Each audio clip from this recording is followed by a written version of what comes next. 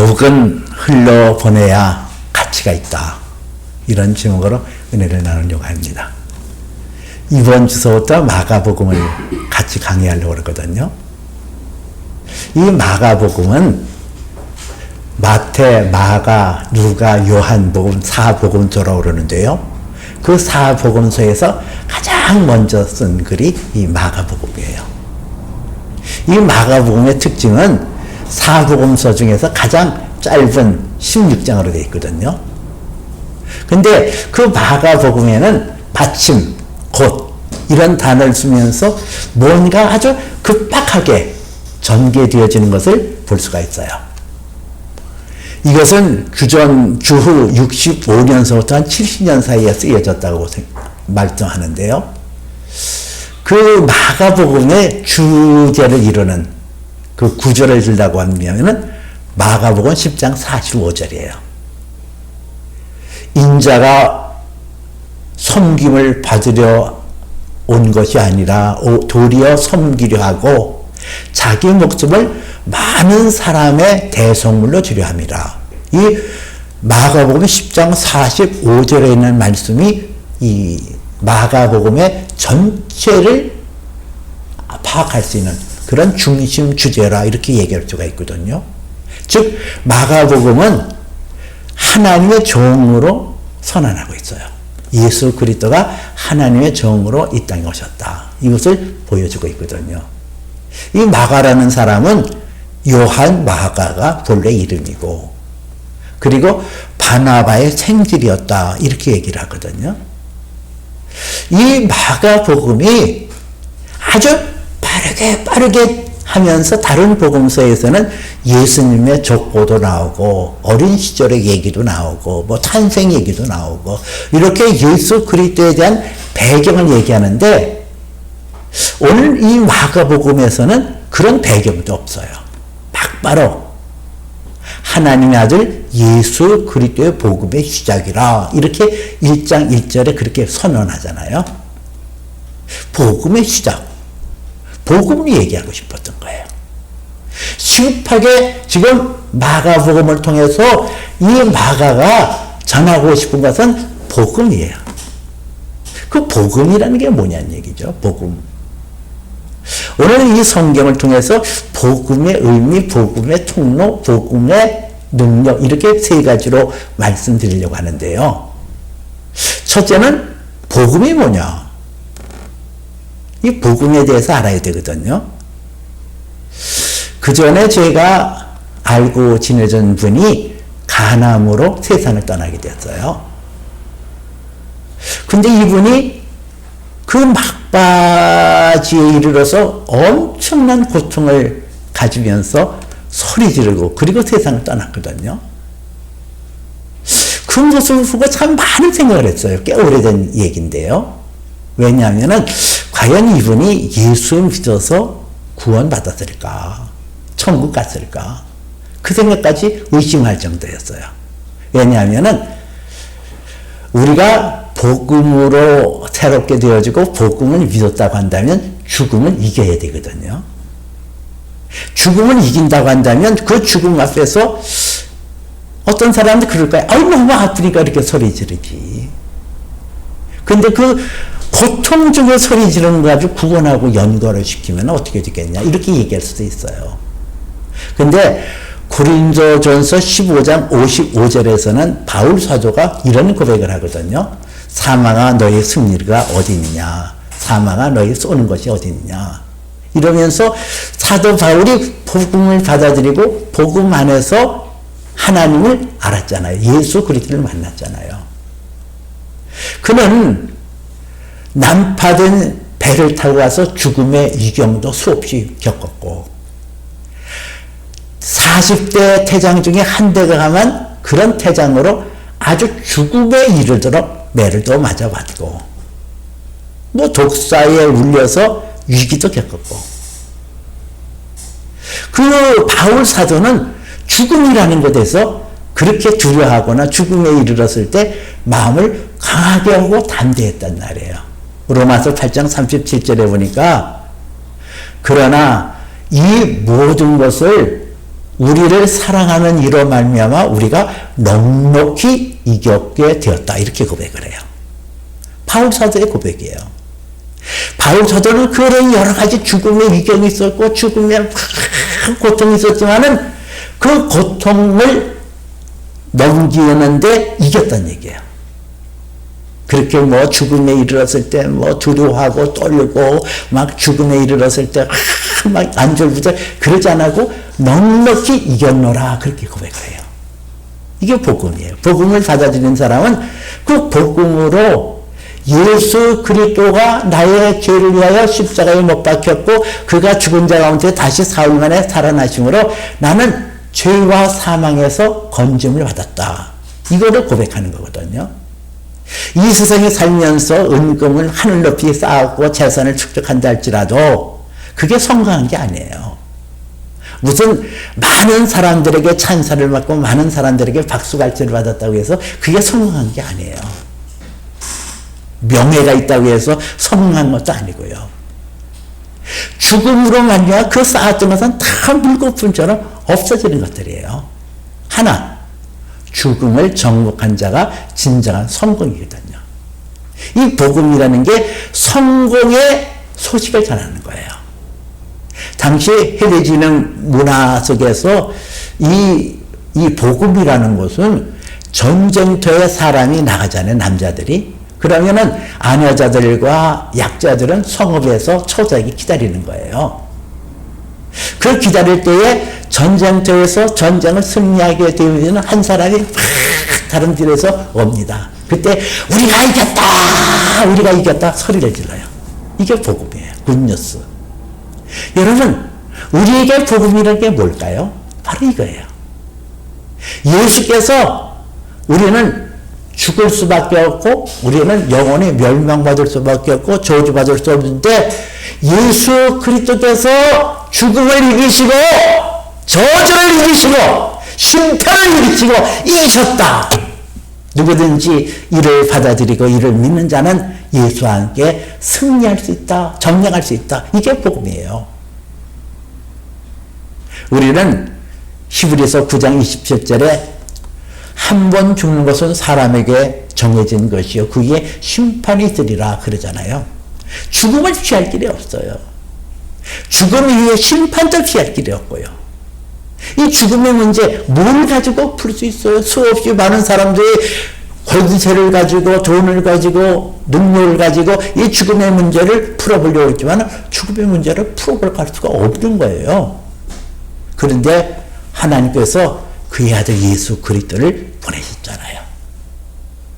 그 하나님께서 그의 아들 예수 그리스도를 보내셔서 그 아들로 하여금 하나님이 우리의 죄를 위하여 죽게 하시고 그 죽음으로 우리의 죄를 해결해 주셔서 새롭게 하셨거든요. 이 복음이라는 것은 하나님의 사랑으로 복귀를 말하고 있어요. 창세기에 보면은 하나님께서 사람을 사랑하셔서 에덴 동산을 만들고 그 에덴 동산에서 아담과 하와가 복되게 살 수 있도록 그렇게 만들어 놓으셨잖아요. 근데 그 하나님께서 그 에덴의 동산에서 모든 만물을 창설하시고 모든 만물을 만들어 놓으시고 그들에게 복을 주고 그들에게 은혜를 주셨던 것은 하나예요. 하나님의 사랑을 주고 주시려고 하거든요. 그 하나님의 사랑이라는 것은 교제를 통해서 이루어져야 되는데 하나님은 창조주가 되시고 우리는 피조물이잖아요. 그 창조주와 피조물의 관계가 바르게 형성된 게 이게 관계거든요. 그 바른 관계를 맺게 하기 위하여 동산 중앙에 선악을 알게 하는 나무의 실과를 만들어 놓으시고 이것을 먹지 말아라. 다른 과실은 다 먹되 이 과일을 먹지 말아라. 너희가 이것을 먹는 날에는 반드시 죽으리라. 그 계명을 주셨잖아요. 하나. 그 계명을 지킴으로 아담과 하와는 우리는 피조물이고 하나님을 떠나서는 살 수가 없습니다 하고 고백을 하는 거고 하나님의 창조지음을 고백하는 거예요. 근데 그거를 따먹잖아요. 그 죄로 물들어 본 인간을 하나님께서 포기할 수가 없잖아요. 하나님은 사랑인데 사랑의 대상으로 하나님의 형상과 모양대로 사람을 창조하시고 이 땅에 보내는데 그 인간이 죄를 범했다고 해서 그를 멀리 할 수 있겠냐는 얘기예요. 포기할 수 있겠냐는 얘기예요. 아니잖아요. 그래서 그 죄를 없이 하기 위하여 하나님께서는 그 아들 예수 그리스도를 보내셨다는 거예요. 오늘 성경 1장 1절에서는 하나님의 아들 예수 그리스도의 복음의 시작이다 이렇게 얘기를 해요. 이 시작이라는 단어가 나오잖아요. 이 시작이라는 단어는 요한복음 1장 1절에 보니까 태초에 말씀이 계시니라 그랬어요. 여기서 태초라는 단어가 나오는데요. 이 태초라는 단어는 헬라어로 아르케라는 단어를 써요. 근데 여기서 복음의 시작이라 할 때 시작이 아르케예요. 이 성경은 우리에게 말씀하시는 것이 창세기 1장 1절을 통해 태초에 하나님이 천지를 창조하시느니라 할 때의 그 태초, 아르케, 그게 태초거든요. 그 창세기에 나타나는 그 창조의 모든 것은 하나님의 말씀으로 이루어졌다고 한다면 마가복음을 통해서 하나님의 아들 예수 그리스도의 복음의 시작이라 할 때에 그 말씀은 예수 그리스도로 말미암아 새로운 창조가 일어났다는 거예요. 그 새로운 창조가 뭐예요? 재창조, 새로운 창조. 그것은 인간이 하나님의 품을 떠나서 하나님의 사랑을 잃어버리고 하나님의 사랑에 순응할 수 없는 그 존재인데 그 사랑을 회복하여 하나님의 사랑에 깊이 들어갈 수 있는 은혜를 주셨다는 거예요. 여러분, 하나님의 아들이라는 단어가 나오잖아요. 우리는 아들과 아버지와의 관계를 굉장히 크게 여겨요. 격차가 있어요. 넘어갈 수가 없어요. 그러나 유대인들에 있어서 아들과 아버지는 동격이에요. 그러면 그 하나님의 아들 예수 그리스도의 복음의 시작이라 이럴 때는 이 복음이 어느 날 뚱따지같이 턱 나온 게 아니라 창세전서부터 우리 인간에게 승리를 안겨주고 인간에게 죄와 사망의 권세에서 건져주는 그 복음이 하나님 안에 감춰져 있었다 이렇게 얘기할 수 있어요. 때가 무르익음에 그의 아들 예수 그리스도를 보내시고 아들 예수 그리스도로 말미암아 십자가의 사건으로 완성되었음을 말씀하고 있거든요. 이 복음이라는 것은 하나님의 아들 예수 그리스도로 말미암아 복음의 내용이 예수 그리스도의 죽음과 사심이잖아요.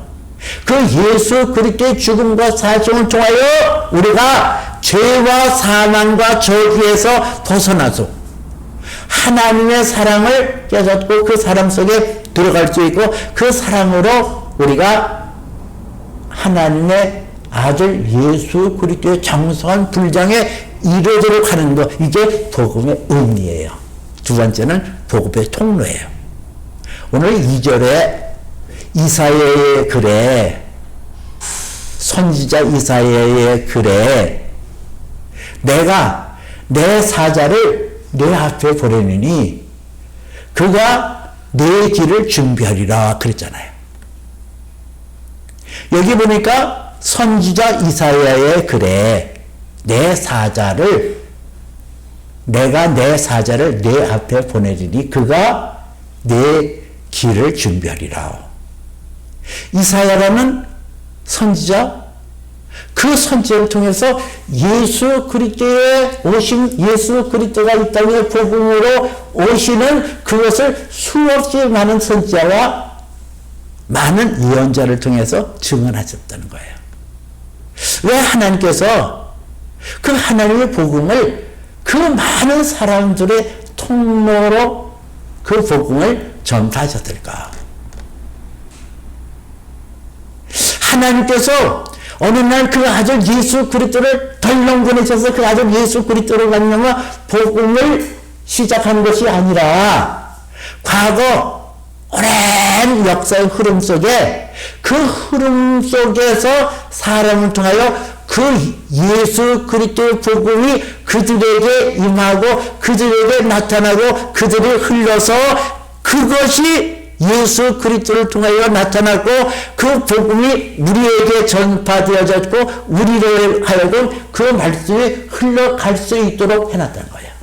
왜 그랬어요? 창세기 12장 1절에 보니까 여호와께서 아브라함에게 이르시되 너는 너의 고향과 너의 친척과 아버지의 집을 떠나 내가 너에게 알려줄 땅으로 가라. 이렇게 얘기를 해요.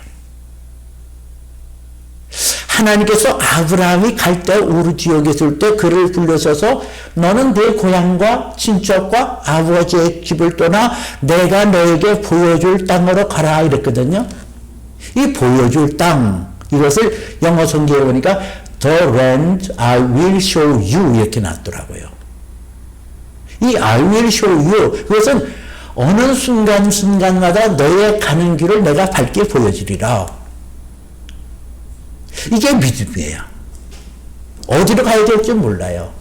사람이 살다 보면은, 이 길로 가면은 편하고, 이 길 가면 좋은 길 같은데, 그럴 수 있잖아요. 근데 하나님의 종 아브라함에게 하나님께서 약속하신 것은, The land I will show you. 내가 너에게 보여줄, 내가 너를 인도해줄, 내가 앞장서서 너의 가는 길을 내가 인도할 텐데 그 길을 따라가라. 그렇게 말씀하시는 거예요. 이게 믿음이거든. 근데 아브라함이 그것을 순종해요. 자기 소견에 옳은 대로 행하지 않고 자기 뜻대로 타는 것이 아니라 하나님께서 가라 하면 가고 머물라 하면 머물고 그 길을 간단 말이에요. 그랬더니 하나님께서 그의 믿음을 보시고 창세기 12장 2절에서 그 아브라함에게 복을 주시잖아요. 내가 너의 민족을 크게 하고 너에게 복을 주어 네 이름을 창대하게 하리니 너는 복이 되리라. 복이 될지라 이러잖아요. 아브라함이 하나님의 뜻대로 행했더니 그에게 그의 자손이 잘 되고 그가 번성의 복을 받고 그 이름을 명예롭게 하리라. 그렇게 복을 주시는 거예요. 그러면서 갈라디아서 3장 9절에 그러므로 믿음이 있는 자는 믿음으로 말미암아 아브라함과 믿음이 있는 아브라함과 함께 복을 받느니라 그랬거든요. 아브라함에 관한 그 길을 아브라함이 보여줬어요. 그 사람들이 그 아브라함과 똑같은 믿음을 갖게 되어지면은 그 믿음대로 아브라함에게 복을 주었던 것처럼 그대로 복을 받을 수 있음을 성경에 말씀하고 있거든요. 왜 사람에게 복음을 전해주고 그 복음이 나를 통해 천사들에게 맡기지 아니하고 우리가 그 복음이 내 안에 흐르도록 했을까? 아브라함에게 약속하신 그 복이 아브라함을 통해서 흘러가는 것처럼 하나님께서는 하나님의 아들 예수 그리스도로 말미암아 우리에게 그 복이 예수 그리스도의 복이 우리에게 흘러서 우리에게 열매 맺도록 하는 것이 하나님의 뜻이란 말이에요. 요한복음 10장 10절에 예수님께서 내가 온 것은 양으로 생명을 얻되 더 풍성히 얻게 하려니라 그랬어요. 하나님의 아들 예수 그리스도가 이 땅에 오신 것은 우리가 생명을 얻되 더 풍성히 얻게 하려니라. 그 풍성히 얻는 생명을 뭘까? 여러분, 아브라함에 걸어간 그 발자취를 우리가 따라가는 거예요. 아무든지 나를 따르려거든 자기를 부인하고 자기의 십자가를 지고 따를 것이느니라. 우리가 하나님 앞에서 그의 아들 예수 그리스도를 믿는다는 것은 그분을 나의 선한 목자로 삼아서 그가 나를 푸른 물밭으로 쉴 만한 물가로 인도할 때 따라가는 거. 때로는 사망의 음추한 골짜기로 간다 할지라도 그 길을 통해서 하나님께서 준비하시고 예비하신 것이 있다는 것을 믿고 따라가는 거. 그게 예수 그리스도를 믿는 거예요. 그게 복음을 믿는 거예요. 그걸 믿을 때 우리가 생명을 얻고 더 풍성히 얻는 거거든요. 그 풍성히 얻는다. 그것을 우리가 자칫 잘못 생각하면 오라 우리가 예수 믿으면 먹을 것도 많고 입을 것도 많고 그냥 창고 바자 가득가득 쌓여주게 주시는 것이다. 그렇게 생각할 수 있지만은 그런 풍성한 것이 아니라 내 영혼이 만족을 느낀다는 거예요. 내 영혼이 아주 적은 것으로 만족하고 적은 것으로 기뻐하고 내가 아주 지극히 작은 것이라도 그것이 내게 만족을 느끼고 기쁨을 누리다 보니까 이 세상에 살지만은 천국을 누리도록 하는 것, 이것이 예수님이 우리에게 주시는 풍성히 얻게 하는 생명이에요. 우리가 이런 모습으로 주위 사람들에게 저 사람은 없는 중에도 감사하고 없는 중에도 기뻐하고 없는 중에도 만족하네, 그것을 보여줄 때 우리는 우리를 통해서 예수 그리스도의 복음이 흐르게 하는, 예수 그리스도의 통로가 되어서 복의 아브라함에게 내가 너를 복이 되게 할지라 하신 것처럼 하나님께서는 우리에게 복을 주시거든요. 누가복음 6장 38절에는 주라 그리하면 줄 것이요 후히 되어 흔들어 넘치도록 너희에게 안겨주리라, 그런 말씀이 있어요. 주라는 거예요. 내가 하나님의 복음의 말씀이 내 안에 젖어들어서 그 복음이 내 안에서 흘러가도록 만들라는 거예요. 행함으로. 뭘 보여줘요? 물론 우리가 예수 믿으세요 하고 예수를 전하는 것도 중요하죠. 그러나 우리의 삶 전체를 통하여 보여지는 게 필요하다는 거예요. 이 예수 그리스도의 복음이 내 안에 통로가 되어서 나타내려고 하면은 오늘 성경 1장 3절에서는 광야에 외치는 자의 소리가 있어 이렇게 나오잖아요. 광야에 외치는 자 이렇게 나오거든요. 광야에 외치는 자의 소리가 있어 너희는 주의 길을 준비하라, 그의 오시는 길을 곧게 하라, 그렇게 나오는데 이 광야에 외치는 자는 누구를 말할까요? 세례 요한을 말하거든요. 4절에 나오는 세례 요한. 그 세례 요한이 지금 광야에 외치는 자라고 그랬어요. 광야에서 석청 먹고 들벌들이 이렇게 해놓는 그런 꿀 먹고 가죽 옷 입고 띠 띠르고, 이거 뭐 가죽 옷이라서 좋은 가죽 옷 아니에요. 가장 비난한 사람들이 광야에서 가난하게, 아주 최고의 가난한 사람들이 그렇게 사는 모습을 띠고 이 세례 요한이 살아다닌 거예요. 그는 세베다의 아들이었거든요. 그 당시 유명했던 제사장의 아들이에요. 그냥 가만히만 있어도 제사장의 반열에 들어서고 그의 생활이 보장되는 그런 사람이었어요. 그런데도 그가 그런 것을 마다하고 광야에 들어가서 외치는 자가 될 수 있었던 것은 그의 삶이 가치가 하늘에 있었다는 거예요. 이 세상에 눈에 보이는 명예, 이 세상에 눈에 보이는 그런 물질 세계에 마음을 둔 것이 아니라 영원한 하나님 나라에 줬기 때문에 그는 광야에서 하나님의 복음이 그에게서 흘러가기를 원했잖아요. 여러분 마찬가지예요.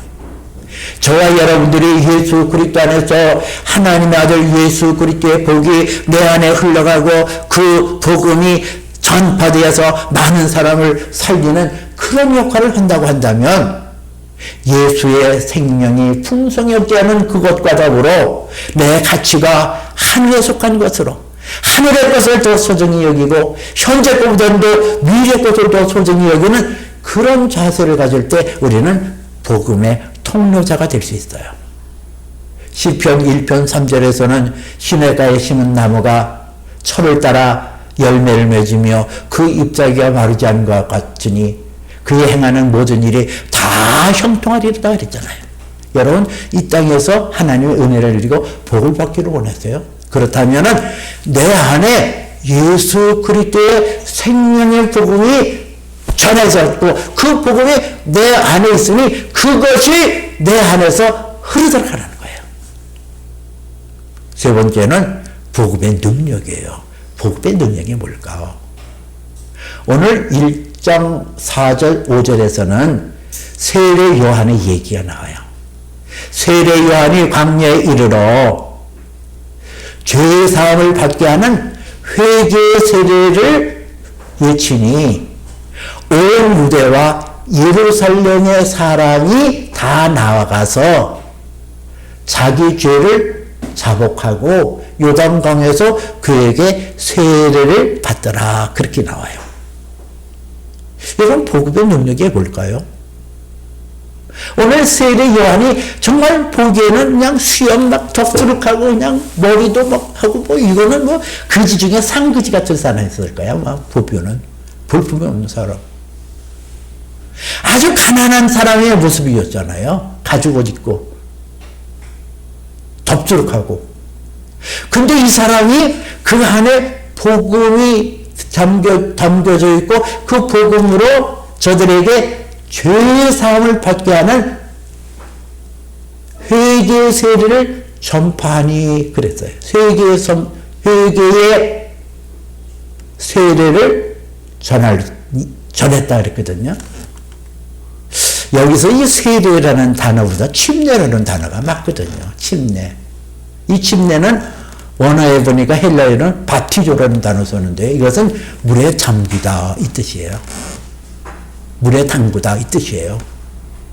그러면 그 세례 요한이 외치는 세례라는 것은 사람이 물속에 들어갔다 나오는 걸 말하거든요.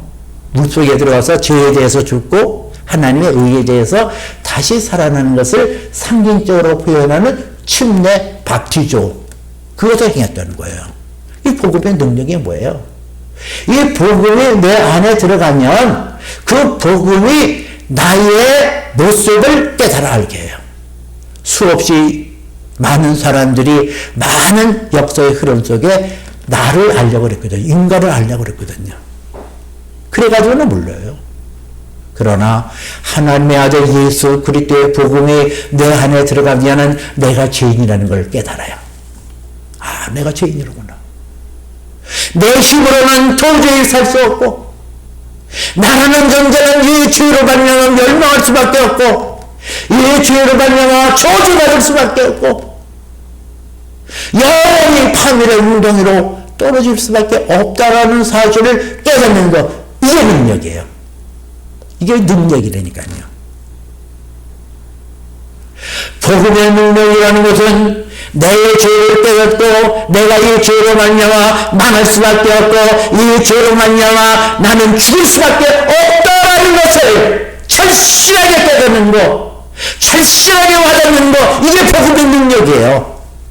그러나 복음의 능력은 여기서 끝나는 것이 아니라 복음이라는 것은 살 길이 있어진다. 예수에게 나가면 나의 죄가 사라지고 나의 죄가 씻어지고 내가 죽을 정도에 죽는 것이 아니라 다시 살아나 영생을 얻을 수 있다. 나는 하나님의 저주를 받을 수밖에 없는 영혼이었는데 예수 그리스도를 믿음으로 말미암아 하나님의 사랑을 받는 영원한 존재가 되어진다는 것을 내가 깨닫고 고백하고 나올 수 있는 것, 이게 복음의 능력이에요. 복음이 내 안에서 왕노되니까 그게 와닿는 거예요. 내가 물에 빠져서 죽을 수밖에 없었던 내가 예수 그리스도로 말미암아 건짐을 얻었다는 그 환희가, 그 기쁨이, 그 충만한 능력이 나타나는 것, 이게 복음의 능력이에요. 세례 요한이 복음이 들어와서 그 복음으로 말미암아 외쳤을 때 저들이 죄를 자복하고 요단강에서 세례를 받았던 것처럼 우리도 그렇게 되어지거든요. 여러분, 이제 여러분의 삶 속에 복음의 의미가 저도 들어왔나요? 복음의 의미라는 것은 사망에서 내가 이겼다. 이게 복음의 의미예요. 사망. 나는 영원히 저주를 받을 수밖에 없고 영원한 파멸의 웅덩이에서 갇힐 수밖에 없는 내 존재가 거기서 건짐을 받았다. 예수 그리스도의 십자가의 사건은 승리했다. 나는 예수 그리스도의 승리가 내 것이 되었다. 이것이 복음의 의미예요. 복음의 통로라는 것은 하나님께서 많은 선지자를 통하여 그 복음을 흐르게 함으로 사람이 복된 존재임을 선언하게 하고 사람이 하나님의 사랑을 받는 존재라는 것을 나타나게 한 것처럼 하나님께서는 우리에게 복음의 통로가 되어서 우리에게 복음이 흐르게 하고 복음이 흘러가게 함으로 복음 속에 나타나는 놀라운 복이 창세로부터 하나님께서 준비하신 그 복이 내 안에 성취되도록 하는 하나님께서 나를 복의 통로로 만들어 놨다는 거예요. 이제는 그 복의 통로로 하나님의 능력이 내게 주어지는데 복음의 능력이 내 안에 나타나는데 그 복음의 능력이 뭘까요? 죄를 깨닫는 게 복음의 능력이에요. 죄는 우리를 파멸의 웅덩이로 빠뜨려주는 아주 악한 요소입니다. 내가 복음이 들어올 때는 내가 죄를 몰랐어요. 내가 무슨 죄냐.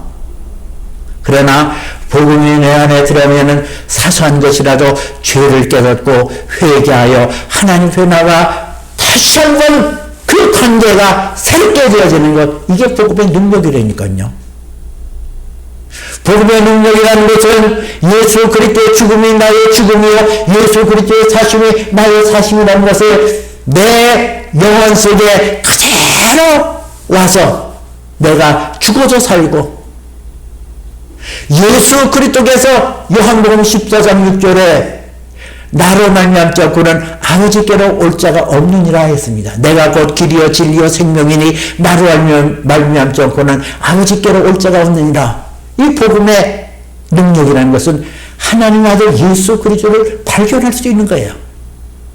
아, 그렇다. 예수가 길이요 진리요 생명이다. 그분으로 말미암지 않고는 아버지께로 갈 수가 없어. 나는 예수 앞에 나가야 돼. 나는 예수를 붙잡아야 돼. 나는 예수의 그 권능 속에 있어야 돼. 이거를 깨닫고 이것에 내가 딱 묶여있는 것, 이것이 복음의 능력이란 말이에요. 여러분은 그 능력이 있나요? 그 능력 속에 사나요? 그 능력 속에 복음이 내 안에 흐르게 하세요. 복음이 내 안에 나타나게 하세요. 가난해도 기뻐하고 병들어도 감사하고 공부해도 하나님을 찬양하는 것, 이게 복음의 통로로 여김을 받는 모습이에요. 저 사람은 저런 환경 속에서도 기뻐하네. 저 사람은 저런 환경 속에서도 만족하네. 아니, 저 사람은 저런 환경 속에서 어떻게 저렇게 할 수 있어? 여러분, 우리 교회에서 엘살바도르에 마이크 장비도 보내주고 또 커튼도 해주고 이렇게 이제 하잖아요. 근데 사실은 우리 교회보다 그 교회가 더 부자인 것 같아요, 겉으로는.